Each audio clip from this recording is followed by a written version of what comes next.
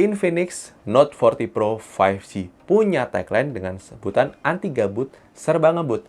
Apakah memang sebagus itu? Apakah memang sengebut itu? Apakah memang se-worth it itu di harga 3 jutaan? Mari kita lakukan review dari Infinix Note 40 Pro 5G ini. Mari kita bahas spesifikasi singkat dari HP ini, di mana HP ini menggunakan prosesor MediaTek Dimensity 7020 fabrikasi 6 nanometer, kemudian RAM 8GB yang bisa diekspansi 8GB lagi, kemudian untuk storage-nya 256GB UFS ya guys. Dan mari kita bahas review dari Infinix Note 40 Pro 5G ini.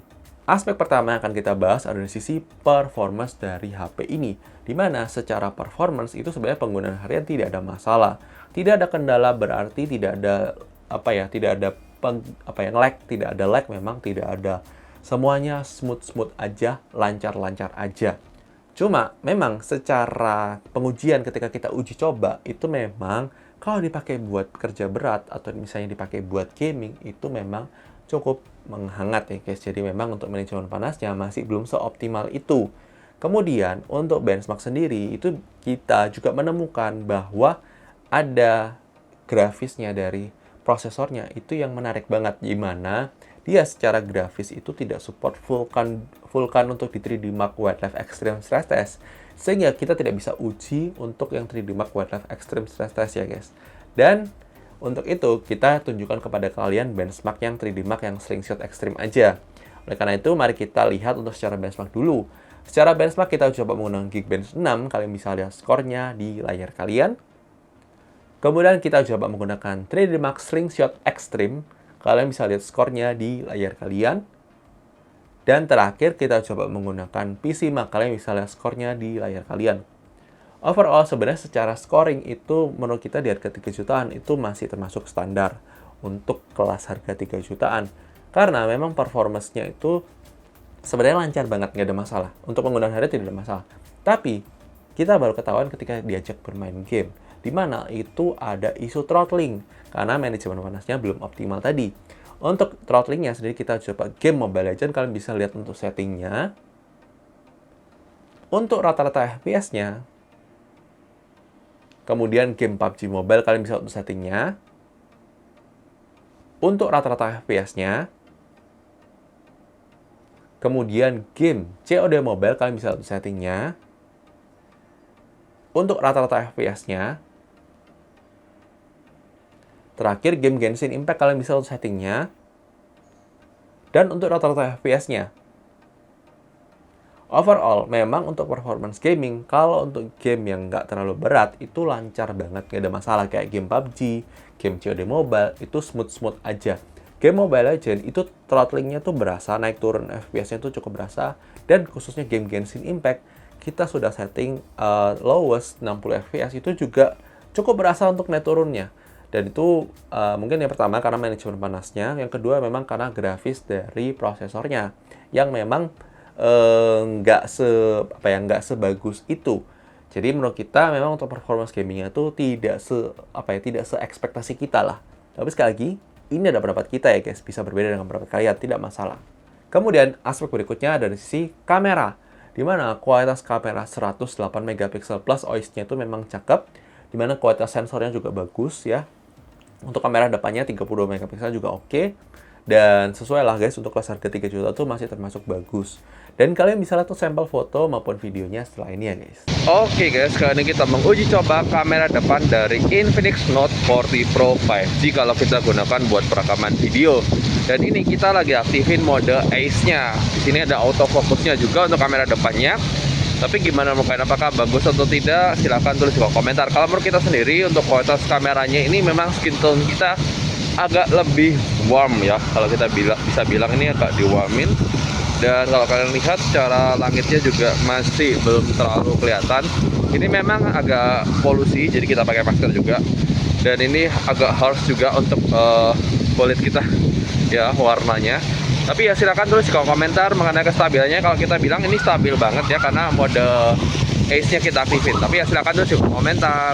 Oke, kita coba untuk kamera belakangnya. Ini kita aktifin juga Ace-nya. Jadi ini kita pegang handheld. Ini stabil banget ya.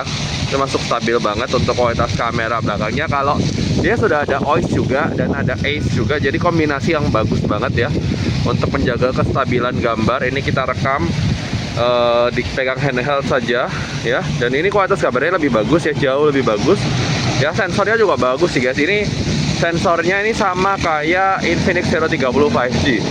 Jadi ini menarik ya, Infinix Note 40 Pro 5G. Ini kualitas kamera belakangnya cakep ya. Oke, nah ini dia kita aktifin fitur video enhancement-nya. Nah, kalau kalian lihat untuk langitnya jadi lebih terlihat ya, untuk HDR-nya lebih nyala. Jadi video enhancement-nya nyala, tapi ACE-nya jadi mati. Jadi ini memang kalau kita pegang handheld jadi kurang stabil sedikit. Dan menarik ya, di sini jadi lebih wide ya untuk videonya, ini bagus banget ya. Jadi kalau misalnya kalau kita sih lebih prefer sebenarnya pakai video enhancement aja daripada kalau misalnya kalian pakai ACE-nya. Tapi kalau tangan kalian geter banget ya ACE-nya aja sih guys. Oke, silakan komentar mengenai kualitas kamera depannya ini guys. Oke, ini coba untuk video enhancement-nya kita aktifin. Jadi kita hanya mengandalkan OIS-nya saja untuk stabilannya. Memang lebih stabil yang tadi, tapi ini masih termasuk bagus. Dan detailnya jadi lebih tajam ya guys. Untuk detailnya, untuk langitnya lebih kelihatan untuk perekaman videonya. Jadi kalau kita bisa bilang, kalau misalnya kalian memang mau fokusnya ke perekaman video, pakai video enhancement-nya aja. Meskipun memang kalian harus benar-benar pegang dengan baik, atau kalian pakai gimbal kalau mau. Tapi ya silakan tulis di kolom komentar mengenai kualitas kamera belakangnya dengan video enhancement-nya seperti ini ya guys. Oke guys, ini dia adalah sampel perekaman kamera depan dari Infinix Note 40 Pro 5G. Kalau kita gunakan buat perekaman video dalam kondisi low light ya guys, kurang lebih seperti ini untuk kualitas kamera depannya. Gimana menurut kalian, apakah bagus atau tidak? Silahkan tulis di kolom komentar. Dan ini kita mode video enhancement. Jadi ini kita nggak aktifkan ACE-nya. Kita akan coba kalau kita aktifkan ACE-nya dalam kondisi low light ya guys. Kita coba ya guys. Nah, ini dia kalau kita aktifkan ACE-nya. Jadi cukup berasa ya kalau video enhancement-nya dimatikan, dia akan cukup berasa untuk tidak untuk buat kita lebih gelap ya. Dan ya memang wajar ini dalam kondisi low light banget ya. Dan gimana menurut kalian? Apakah bagus?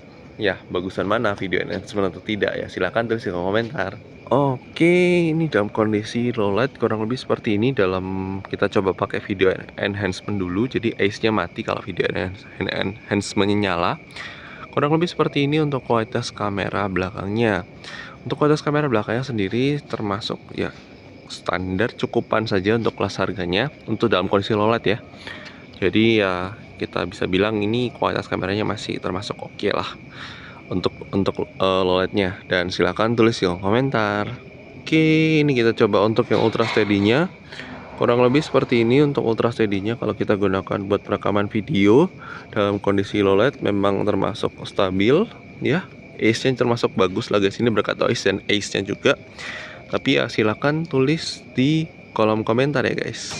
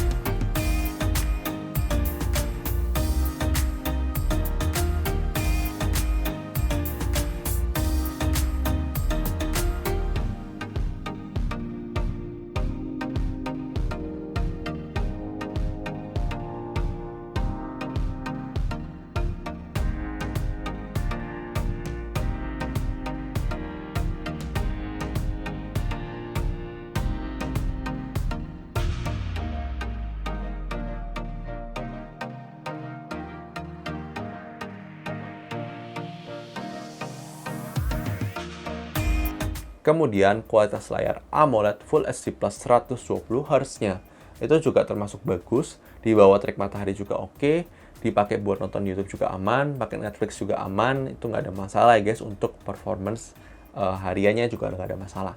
Kemudian untuk speakernya, kualitas dual speaker by JBL-nya itu memang oke dan bagus. Kalian bisa dengarkan sampel audio speakernya di video unboxing ya guys. Kemudian kualitas baterai life dari HP ini, baterai 5000 mAh-nya itu termasuk lumayan awet, bisa banget dipakai buat seharian. Sekali lagi tergantung intensitas penggunaan kalian. Kalau screen on time kalian banyak banget sampai 7 jam, itu pasti bisa habis sih guys. Nggak sampai sehari juga sudah habis. Tapi kalau misalnya kalian pakainya ya sewajarnya, itu bisa banget buat seharian ya guys. Kemudian dari sisi charging, di sini Infinix menerapkan fitur smart charging di mana dia bisa banget untuk slow charging, bisa normal charging, bisa fast charging. Untuk fast charging dia support sampai 45 watt, di mana itu butuh waktu 1 jam untuk full charge ya guys. Kemudian dari sisi security sendiri, HP ini sudah dibekali oleh on-screen fingerprint scanner dan juga sudah ada face unlock.